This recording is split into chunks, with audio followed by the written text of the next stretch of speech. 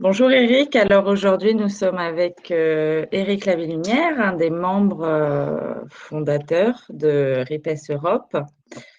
Et comme nous préparons la campagne des 10 ans du RIPES Europe qui a lieu cette année en 2021, nous voulons aller à la rencontre de tous nos membres et avoir un petit peu leur retour d'expérience depuis la création du RIPES. Est-ce que tu veux peut-être te présenter en quelques mots, Eric, et puis nous dire où tu es et ce que tu fais?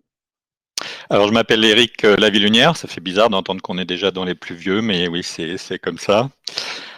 Donc, je suis arrivé au Luxembourg en 2006 pour diriger l'Institut européen d'économie solidaire, et ça a été un peu ce qui a lancé l'aventure ensuite au RIPES. Avant, j'ai travaillé dans une confédération européenne de coopératives à Bruxelles. Donc voilà, je connais.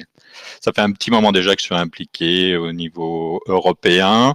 Et donc là, je suis au Luxembourg et depuis quelques années, je m'occupe du projet Reconomy au-dessus, donc qui se développe dans le réseau des villes en transition. Donc économie solidaire, transition, tout ça, c'est un peu le même projet. D'accord. Et donc, alors, depuis combien de temps Oula, tu fais partie du réseau? Est-ce que tu peux nous parler un peu de l'historique du réseau? oui, bien sûr. Donc tu as dit qu'on avait 1 heure et demie, c'est ça? J'ai bien compris. On va raccourcir en quelques minutes, mais fais comme tu peux. Non, pour dire vite, parce que peut-être je peux témoigner de ça, le RIPES, c'est une vieille histoire, puisque ça a démarré en 97 ou 97 à Lima, au niveau international, et c'était donc au Pérou, et c'était l'idée de globaliser la solidarité, donc d'avoir une approche plutôt mondiale et pas entre gens du Nord ou avec un regard condescendant du Nord vers le Sud. Et du coup, cette rencontre à Lima elle a tellement bien fonctionné que les gens qui étaient là-bas se sont dit non, ça, il faut continuer, c'était trop bien, et puis ça a beaucoup de sens, et puis ça peut avoir un impact. Et du coup, il a été décidé d'avoir des rencontres tous les 4 ans, un peu comme les Jeux Olympiques, et en changeant de continent à chaque fois, une fois dans le nord, une fois au sud. Donc c'était après Lima, il y a eu les rencontres en 2001 à Québec. Ça a été le moment d'ailleurs où on a donné structure au RIPES et sous forme continentale. Et puis ensuite, c'était le Tour de l'Afrique, donc en 2005 à Dakar, donc au Sénégal. Et puis ensuite, c'était le Tour de l'Europe, et c'est là que j'ai pu jouer un petit rôle en les accueillant en 2009 au Luxembourg.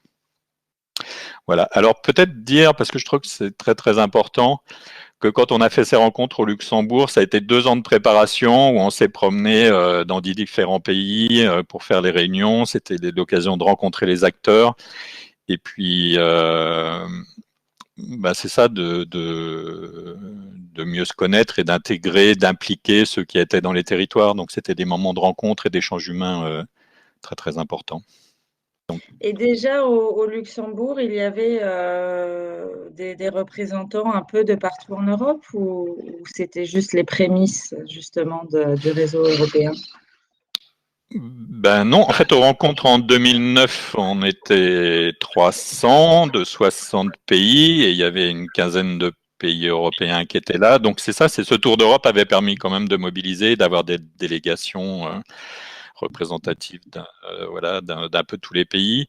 Et c'est comme ça qu'est arrivée l'idée d'un Repass Europe, parce qu'après avoir organisé ces rencontres, on s'est dit, voilà, on peut pas maintenant se dire au revoir et rendez-vous en 2013 à Manille. Donc on s'est dit, non, il faut qu'on se dote aussi d'une petite structure souple en Europe. Et on a trouvé un peu d'argent, notamment autour du projet de mapping, de cartographie. Et on a commencé à se voir et à structurer, mais toujours de la même manière, à construire collectivement. Je crois que ça, c'est un mot très, très important. C'était pas une idée dans la tête d'un chef qu'on a appliqué, mais on a vraiment co-construit ensemble le RIPES pour arriver à sa fondation, donc en septembre 2011 à Barcelone, chez nos amis de la Chess.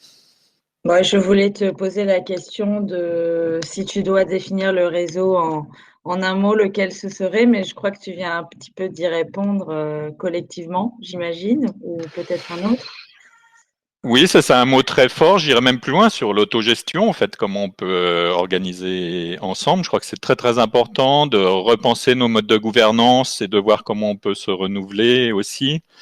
Et l'autre mot important, c'est peut-être mouvement social.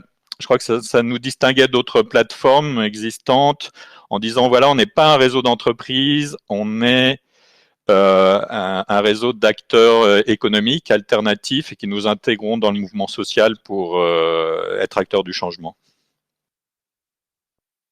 Et si tu dois définir ou en tout cas interpréter l'économie solidaire en quelques mots, qu'est-ce que tu choisirais?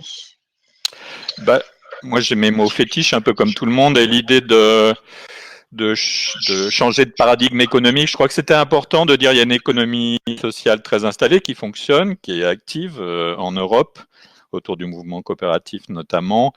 Et moi, je tiens beaucoup au terme d'économie solidaire parce que c'était l'idée d'amener une extension de l'économie sociale en élargissant aussi la solidarité au mouvement de chômeurs, par exemple, et aux entreprises d'insertion, même s'il faut faire attention parce qu'on a souvent tendance à vouloir juste dire l'économie solidaire, voilà, c'est les entreprises sociales d'insertion, ce qui n'est pas le cas, c'est beaucoup plus, c'est toute l'économie alternative, et qui réfléchit aussi aux solidarités nord-sud, qui réfléchit à son rapport à l'environnement, qui réfléchit à l'égalité en genre, pour qui il y a des valeurs comme ça fondamentales qui sont très très importantes. Donc pour moi, l'économie solidaire, c'est ça, c'est de voir comment on construit un autre nouveau modèle économique, mais ensemble, pas de voilà. C'est ce qui a marqué ici en fait, réinventer le modèle économique. Donc c'est ça. C'est vrai, bravo. Ok, parfait. Merci beaucoup, Eric. On va peut-être simplement finir sur une petite question. Je vais te demander ton meilleur souvenir, si tu arrives à en choisir qu'un, depuis la création du RIPES Europe. Alors, le RIPES Europe, c'est que des bons souvenirs parce qu'en fait, on l'a construit ensemble, on est devenus amis. Enfin, je crois que c'est important aussi de dire combien la relation humaine a été importante pour nous aussi, de le construire sur ça et dans la joie de partager avec un projet politique très fort. Alors moi, il y a un moment personnel aussi un peu particulier, c'est que pendant les rencontres du Luxembourg en 2009, ça s'est tenu pendant mon anniversaire. Et j'avoue que d'avoir une salle de 300 personnes venues de 60 pays qui chantent joyeux anniversaire, ça m'est resté ici. C'était assez fort, comme tu peux imaginer. D'ailleurs, j'en profite pour faire un petit clin d'œil de dire au RIPES, c'est important d'être bien né. N'est-ce pas, Drajon?